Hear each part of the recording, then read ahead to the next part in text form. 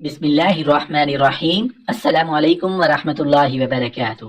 حضرت علی رضی اللہ عنہ نے حضرت فاطمہ رضی اللہ عنہا کا رشتہ کیسے مانگا؟ ہجرت کے دوسرے سال حضرت علی کرم اللہ وجہ الکریم سے حضرت فاطمہ الزہرا رضی اللہ عنہ بنت رسول کی شادی ہو گئی۔ یہ غزوہ بدر کے بعد کی بات ہے۔ حضرت فاطمہ رضی اللہ عنہا کے رشتہ کا ایک مبارک واقعہ جس میں اللہ تعالیٰ کی خاص عنایت ہوئی، یہ واقعہ ہم خود حضرت علی کرم اللہ وجہ الکریم کی زبانی پیش کرتے ہیں۔ وہ فرماتے ہیں کہ رسول اللہ صلی اللہ علیہ وآلہ وسلم کی جانب سے حضرت فاطمہ رضی اللہ عنہا کے رشتہ کا عندیہ دیا گیا تھا، تو میری خادمہ نے مجھے کہا کہ تمہیں معلوم ہے کہ حضرت فاطمہ رضی اللہ عنہا کے رشتہ کی بات ہو رہی ہے؟ میں نے کہا نہیں۔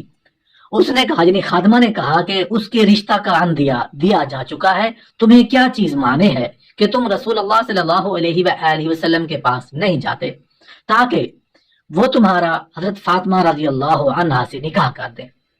تو میں نے کہا، حضرت علی نے کہا کہ میں نے کہا میرے پاس کیا ہے جس پر میں نکاح کروں؟ تو وہ کہنے لگی کہ تم رسول اللہ صلی اللہ علیہ وآلہ وسلم کے پاس جاؤ تو صحیح، وہ تمہارا نکاح فاطمہ رضی اللہ عنہا سے کر دیں گے۔ حضرت علی کرم اللہ وجہ الکریم فرماتے ہیں کہ خدا کی قسم وہ مجھے بار بار امید دلاتی رہی، حتیٰ کہ میں رسول اللہ صلی اللہ علیہ وآلہ وسلم کے پاس گیا اور ان کے سامنے جب بیٹھا تو میری آواز بند ہو گئی، اور خدا کی قسم مجھ میں ہمت نہیں تھی کہ میں ان کی جلالت اور حیت کے آگے کچھ گفتگو کر سکوں۔ پھر خود رسول اللہ صلی اللہ علیہ وآلہ وسلم نے مجھ سے پوچھا، کیوں آئے ہو؟ کوئی ضرورت ہے تو بتاؤ۔ حضرت علی رضی اللہ عنہ کہتے ہیں کہ میں خاموش رہا۔ پھر رسول اللہ صلی اللہ علیہ وآلہ وسلم نے فرمایا، تم شاید فاطمہ کے لیے پیغام نکاح دینے آئے ہو؟ میں نے کہا جی ہاں۔ تو آپ صلی اللہ علیہ وآلہ وسلم نے فرمایا، مہر کی ادائیگی کے لیے کچھ ہے تمہارے پاس؟ میں نے کہا جی نہیں، خدا کی قسم یا رسول اللہ صلی اللہ علیہ وآلہ وسلم۔ تو آپ نے فرمایا، وہ زرہ کہاں ہے جو میں نے تمہیں دی تھی؟ تو حضرت علی رضی اللہ عنہ نے کہا کہ وہ تو ہے یا رسول اللہ صلی اللہ علیہ وآلہ وسلم، لیکن وہ تو جنگ میں حفاظت کے لیے ہے اور وہ بھی محض 4 درہم کی ہے۔ تو رسول اللہ صلی اللہ علیہ وآلہ وسلم نے فرمایا، میں تمہارا اس سے نکاح کرتا ہوں، تم وہ زرہ مہر کے طور پر فاطمہ کو دے دو۔ یہ فاطمہ بنت رسول اللہ صلی اللہ علیہ وآلہ وسلم کا مہر تھا۔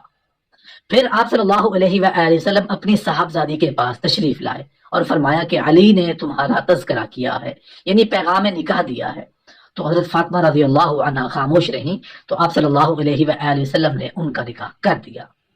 اس وقت حضرت فاطمہ رضی اللہ عنہا کی عمر مبارک 18 برس تھی اور حضرت علی رضی اللہ عنہ ان سے 4 سال بڑے تھے۔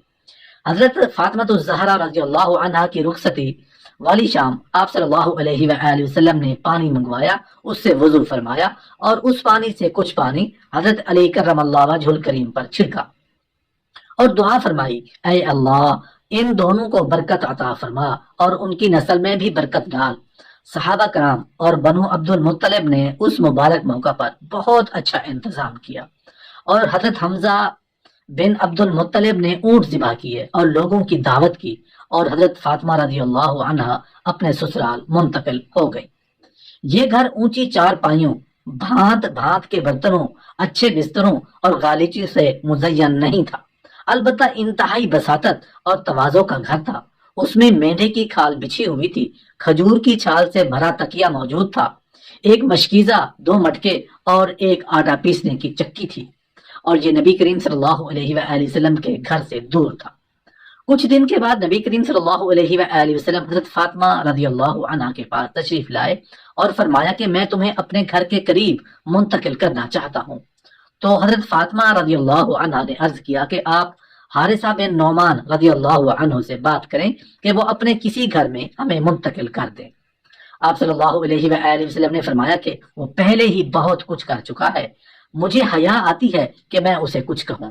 جب یہ بات حضرت حارثہ رضی اللہ عنہ کو معلوم ہوئی تو وہ دوڑے ہوئے آپ کے پاس آئے اور عرض کیا، یا رسول اللہ صلی اللہ علیہ وآلہ وسلم، میں نے سنا ہے آپ فاطمہ رضی اللہ عنہا کو اپنے گھر کے قریب لانا چاہتے ہیں۔ یہ میرا گھر جو آپ کے لیے بنو نجار سے بھی زیادہ قریب ہے اور میں اور میرا سارا مال تو ہے ہی رسول اللہ صلی اللہ علیہ وآلہ وسلم کے لیے۔